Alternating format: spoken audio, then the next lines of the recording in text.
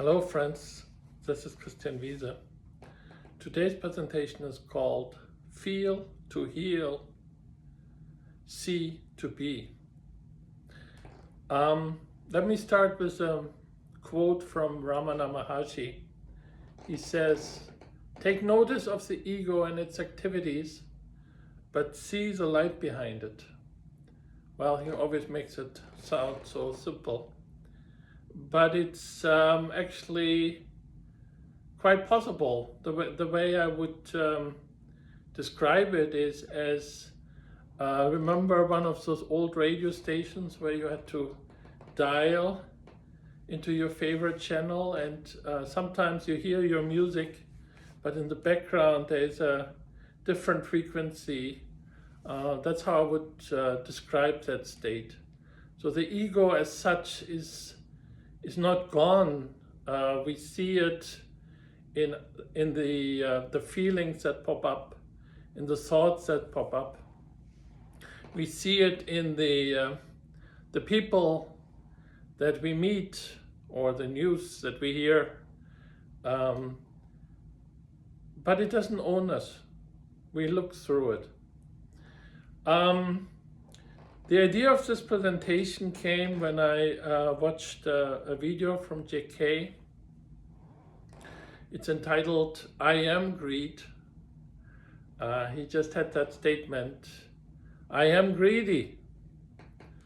And then of course the audience wants to know, all right, I accept that, I have my greedy moments, but what can I do about it? And there JK says, that's duality. The moment you deviate from where you are, you interrupt the energy.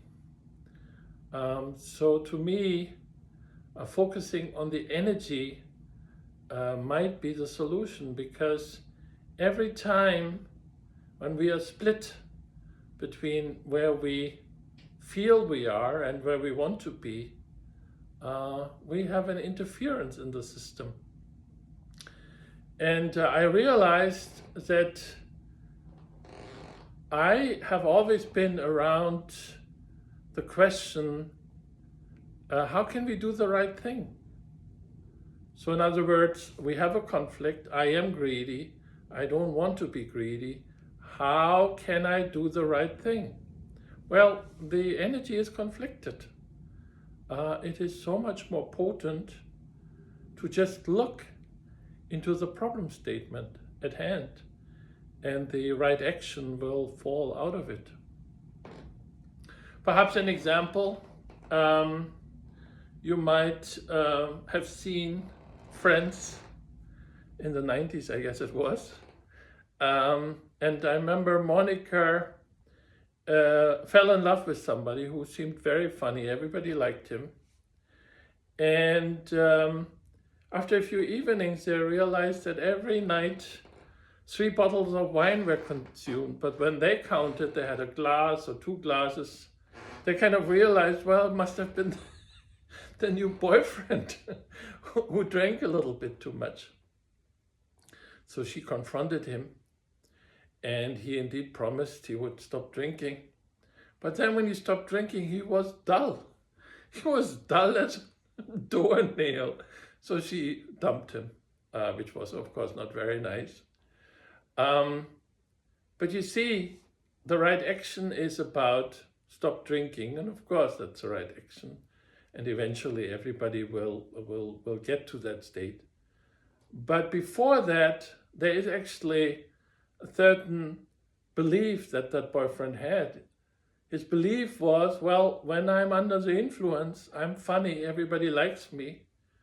And if I'm sober, well, then obviously I have nothing interesting for me to say. So the problem statement is really in that belief.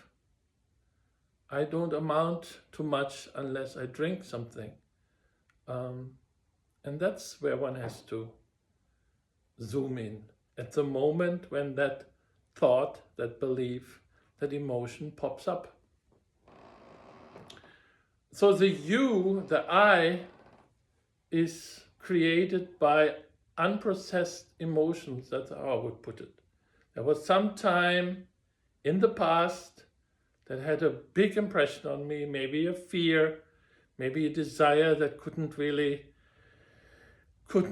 be expressed, or maybe I got what I wanted, but it was so overwhelming, I still kind of downloaded something. So we are full of a little energy knots. And when the trigger comes and the system, the energy system just stops flowing at that moment because there's that energy knot.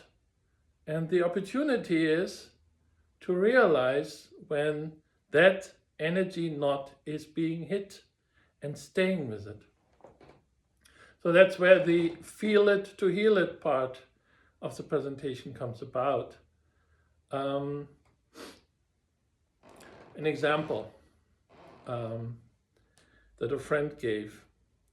Let's say I'm angry. These days it's easy to be angry. There's so much in the world that we kind of dislike, and people are on different sides, but everybody's kind of angry.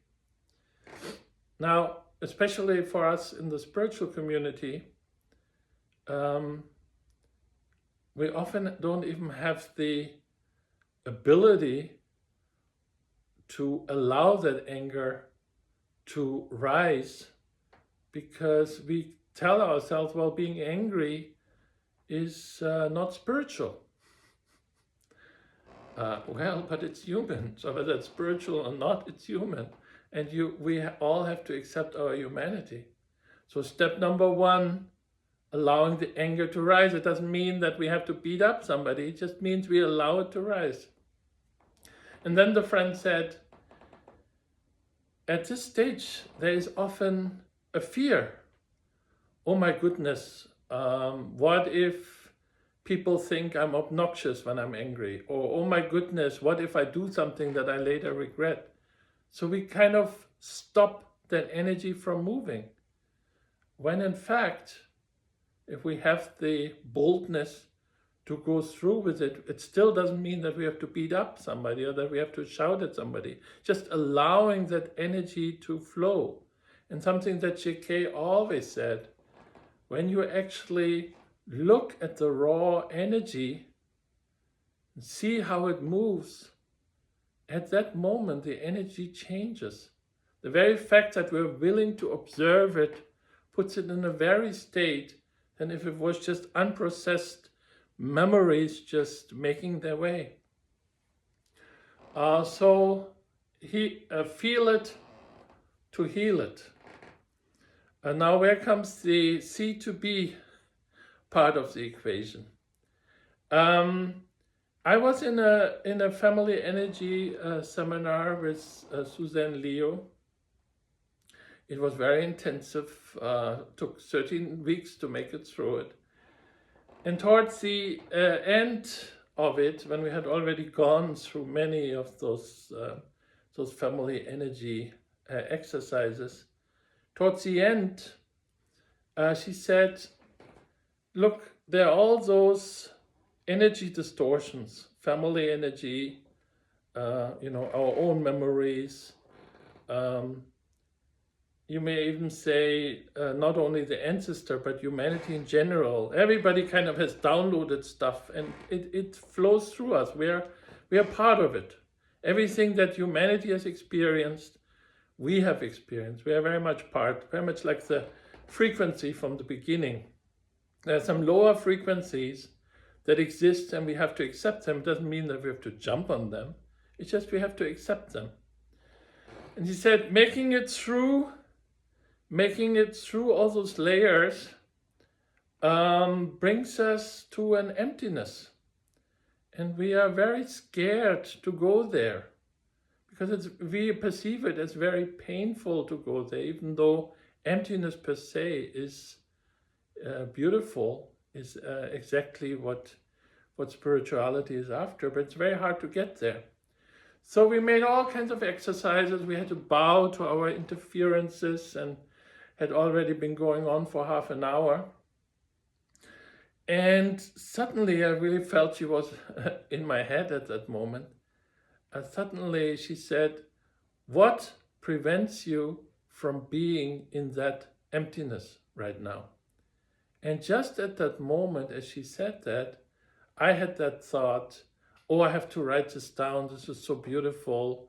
I have to get up, get a piece of paper, and kind of realized that was my own little story of how to avoid that uncomfortable moment of just being with that pain that got presented.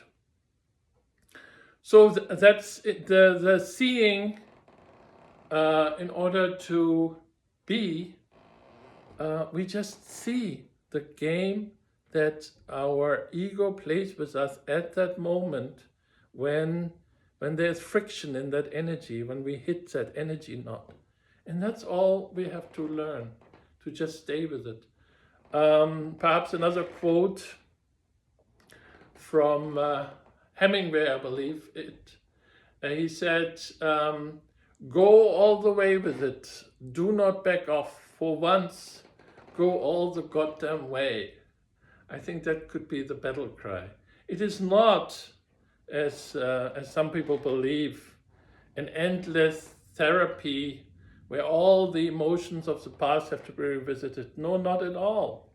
It is just the ability to see the game that the ego loves to play when it really gets important, when we get to that point where we actually see to be. It's about that and staying with it.